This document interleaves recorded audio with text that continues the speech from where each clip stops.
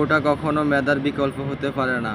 সুতরাং চাকরির ব্যাপারে ছাত্রছাত্রীদের এই দাবি ন্যায্য এবং যৌক্তিক। আজ আওয়ামী লীগ করলে সঙ্গী, না করলে জঙ্গি। চেয়েছিলাম অধিকার, হয়ে গেলাম রাজাকার। তুমি কে রাজাকার, আমি কে রাজাকার। ওরা কারা? ওরা হচ্ছে স্বৈরাচার। তারা ছাত্রছাত্রীদের এই দাবি কোনো মতে মেনে নিতে চেয়েছিল না। আজ রাজপথে ছাত্রছাত্রীদের গণজোয়ার দেখে তারা পুলিশকে আদেশ দিচ্ছে ছাত্রছাত্রীদের বুকের উপরে গুলি করতে।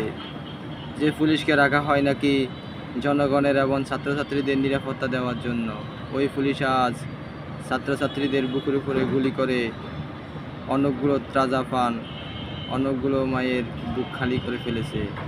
এই পুলিশকে একসময় মানুষ সম্মান করত, আজ পুলিশ মরলে মানুষ ইন্না লিল্লাহর পরিবর্তে আলহামদুলিল্লাহ বলে। ধিক্কার জানায় এসব পুলিশের উপর।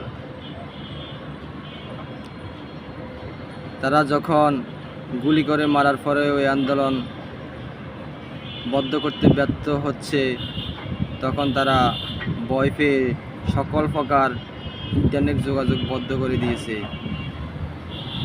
এখন তারা সংলাপের কথা বলছে। রক্তমারিয়ে সংলাপ নয়, এই তাজা লাশগুলো বলতেছে খুনিদের সাথে কিসের সংলাপ।